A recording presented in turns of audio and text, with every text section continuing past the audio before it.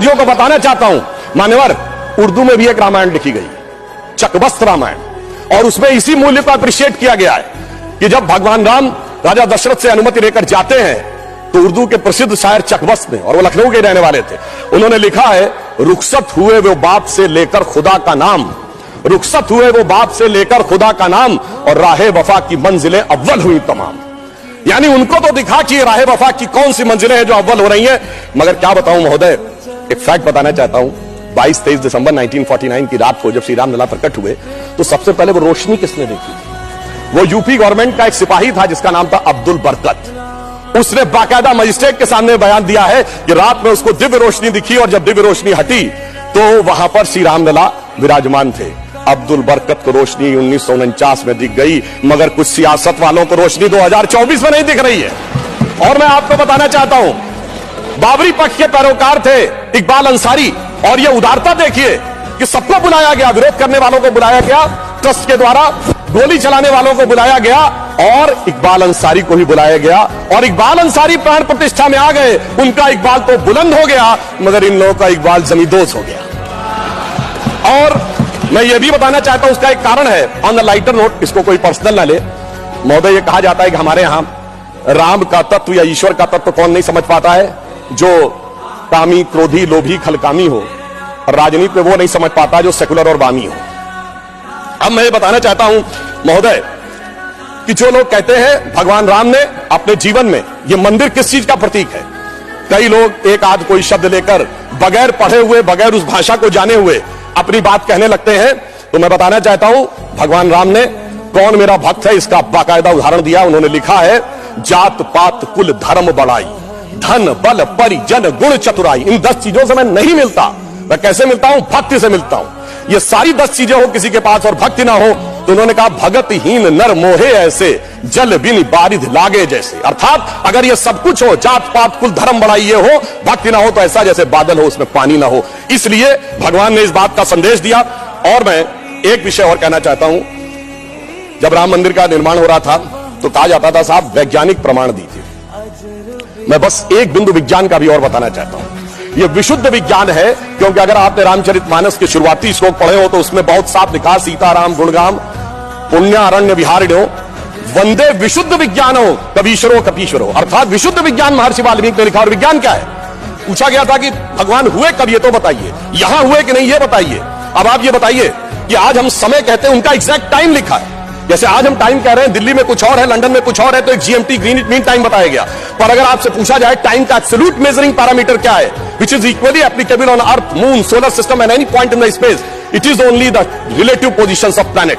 और भगवान राम का वो exact relative positions of planet, जो आइंस्टीन का 4th डायमेंशन कहा जा सकता है, वो लिखा है कि मेष राशि में सूर्य था, मकर राशि में मंगल था, तुला राशि में शनि था, मीन राशि में शुक्र था। और जब नासा ने अपने प्लेनेटोरियम गोल्ड सॉफ्टवेयर में डाला तो 5114 बीसी की डेट निकल आई। इससे ज्यादा किसी को सबूत चाहिए? विज्ञान का वो सबूत मिला। और इतना ही नहीं, मैं बताना चाहता हूं, जिन लोगों ने अगर पढ़ी हो तो भगवान राम के जन्म के समय लिखा है कि चैत्र मास के समय शरद ऋतु थी। अंगद बताते हैं कि अश्विनी मास यानी आज के अक्टूबर के समय वसंत ऋतु थी। और इतना ही नहीं, कहा गया जब किष्किंधा से भगवान निकलते हैं तो धूमकेतु टकराया था मूल नक्षत्र से, और जब एस्ट्रोनॉमर्स ने इसकी गणना की तो वो ठीक डबल हो जाता है, 14,000 साल पीछे आता है। इसका मतलब प्रमाण देखने हैं तो प्रमाण जमीन के नीचे से भी निकले, शाही फरमानों से भी निकले, और आसमान से भी निकले। समस्त मर्यादाओं को पूर्ण करते हुए हमारे ये इस विषय के ऊपर आए। और मैं एक बात और कह दूं, कभी कहा जाता था महर्षि वाल्मीकि ने तो रामायण भगवान राम के पैदा होने से पहले लिख दी थी, और कहा जाता है भविष्य में जाके लिख दी। कहा जाता है गप है, बकवास है, कैसे हो सकता है? महाभारत कहा जाता है वेद व्यास ने भूतकाल में जाके लिखी, वैशंपायन के समय। अरे ऐसा कैसे हो सकता है?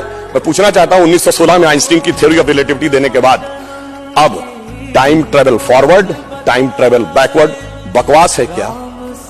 अगर किसी ने साइंस नहीं पढ़ी है तो उसे समझना चाहिए। मगर मैं ये नहीं कहना चाहता हूं इसको कह के, मैं कहना चाहता हूं हमारे ऋषि त्रिकालदर्शी थे, और ये टाइम ट्रेवल तो बहुत छोटी बात थी जो अब धीरे धीरे लोगों को समझ में आ रही है। और मैं एक विषय और कहना चाहता हूं, हम सब ने भगवान राम के मंदिर तो देखा, वहां पर दूसरा सबसे बड़ा मंदिर कौन सा? हनुमानगढ़ी। आपने हनुमान जी के सैकड़ों हजारों मंदिर देखे होंगे इस देश में, लवकुश का मंदिर देखा है कभी? नहीं। हमारे यहां पुत्र का महत्व नहीं है, शिष्य का महत्व है, भक्त का महत्व है। हमारे यहां बायोलॉजिकल सक्सेशन का महत्व नहीं है, स्पिरिचुअल सक्सेशन का महत्व है। इसीलिए द्रोणाचार्य के बेटे का स्थान ऊंचा नहीं है, शिष्य का स्थान ऊंचा है। इसीलिए हम हर जगह गुरु शिष्य परंपरा की बात करते हैं, पिता पुत्र परंपरा नहीं होती। भगवान राम का चरित्र इस बात का उदाहरण देता है कि हर जगह आपको हनुमान जी के मंदिर मिलेंगे, वो भी राम से ज्यादा मिलेंगे। और मैं अंत में यह कहना चाहता हूं महोदय, एक बार एक डिबेट में वो कहने लगे कि भाई, you are talking about the Ram temple. How does Ram temple fits in the 21st century emerging India who aspires to become a technologically advanced and become the economic superpower with the youngest population? Where does Ram Mandir fits in that? मैंने कहा सुनिए महोदय, हम 21वीं सदी में भारत को सिर्फ economic, intellectual, military super power नहीं बनाना चाहते, हम वर्ल्ड लीडर बनाना चाहते हैं। और जब वर्ल्ड लीडर बनाना चाहते हैं तो it should symbolize the certain set of values which will inspire the world. और अगर सारे श्रेष्ठतम मानवीय मूल्यों का प्रतीक कोई एक होगा तो वो भगवान राम का मंदिर होगा, जो विश्व के सबसे श्रेष्ठतम मानवीय मूल्यों का प्रतीक होगा। कैसे? मैं आधुनिक जियोपॉलिटिक्स से बताना चाहता हूं। आज कोई एक देश किसी पर अटैक कर रहा है, रशिया यूक्रेन की लड़ाई चल रही है, चाइना का ताइवान के साथ प्रॉब्लम चल रहा है, इराक और उसका चला। क्या है डिप्लोमेसी में? नंबर 1 एनेक्सेशन, दूसरे देश को मिला लो। दूसरा है सब्जुगेशन, वहां अपना डिप्यूटी अपॉइंट कर दो। और तीसरा है डोमिनेशन, उसके साथ संधि साइन कर लो। भगवान राम ने क्या लंका को जीतने के बाद एनेक्सेशन किया? नहीं। क्या वहां पर कोई अपना डिप्यूटी बैठाया यानी सब्जुगेशन किया? नहीं। कोई ट्रीटी साइन कराई, डोमिनेशन किया? नहीं। तो मैं कह सकता हूं आज के जियोपॉलिटिक्स वर्ल्ड में जब क्लैश ऑफ सिविलाइजेशन कहा जाता है तो उसका प्रतीक वो राम मंदिर दिखेगा, जो पूरी दुनिया को बताएगा कि पीसफुल कोएग्जिस्टेंस कैसे हो सकता है बगैर एक दूसरे से लड़े हुए। इसलिए मैं कह सकता हूं 21वीं सदी का महान भारत बगैर राम मंदिर के संभव ही नहीं। और अंत में मैं सिर्फ ये कहना चाहता हूं, एक नया इतिहास बना है और यह हमारी सरकार और माननीय प्रधानमंत्री जी की उस दृढ़ इच्छा शक्ति का प्रतीक है जिसके लिए कहा जाता था अरे 370 कभी हटेगी नहीं, राम मंदिर कभी बन ही नहीं सकता।